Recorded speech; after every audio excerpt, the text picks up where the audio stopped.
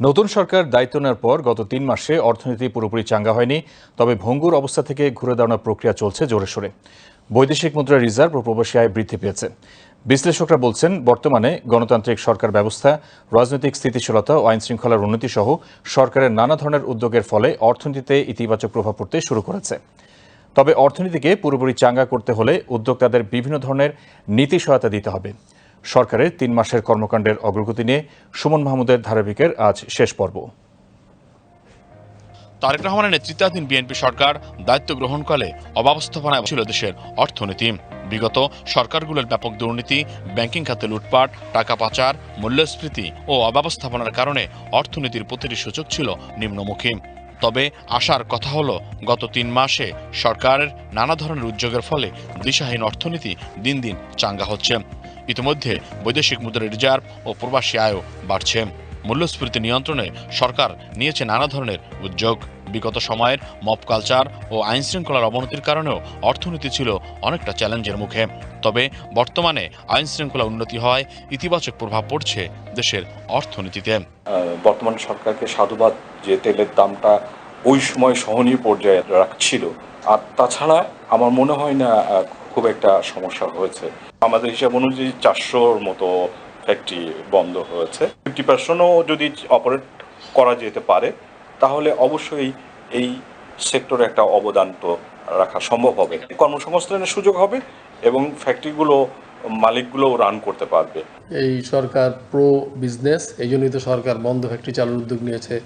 এই জন্য সরকার আমাদের গত ঈদে ধরেন 1 মাসের স্যালারি সাপোর্ট মানে লোন হিসেবে দিয়েছে। এবং আমরা সরকারের কাছে কোনো জিনিস নিয়ে গেলে আমাদের সব কথা হলো সরকার শুনে সিদ্ধান্ত নেয় এমন না, কিন্তু অ্যাটলিস্ট কথা শুনে তারপরে সিদ্ধান্ত নেন। তো এখন পর্যন্ত প্রো বিজনেস মনে হচ্ছে। সরকার যেন পলিসি সাপোর্ট দেয়, সেই পলিসির ভিত্তিতে আমাদের ব্যবসা করাটা সহজ হয়। কর্মসংস্থান সৃষ্টির জন্য সরকার বন্ধ কলকারখানার চালুর উদ্যোগ নিয়েছে।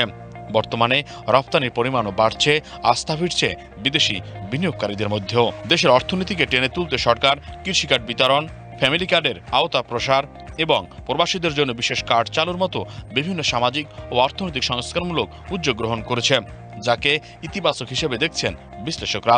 আমি যেটা ইতিবাচকভাবে দেখেছি এই সরকারের, সেটা হলো যে তারা কিন্তু খুবই সিরিয়াসলি তাদের যে নির্বাচনী প্রতিশ্রুতিগুলো আছে সেগুলো বাস্তবায়নের দিকে প্রথম দিক থেকেই তারা অগ্রগণ্যভাবে এটাকে সামনে এনেছেন।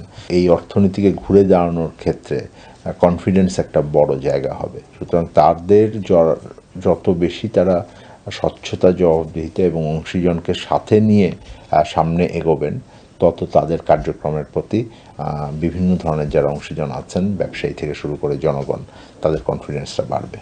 ফিরেছে বৈদেশিক লেনদেনের ভারসাম্য।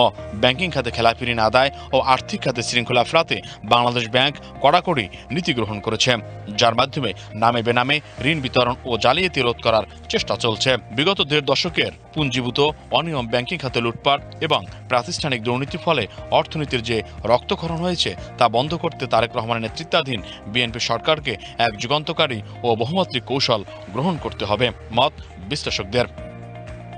Suman Mahmud, BTV news, Dhaka.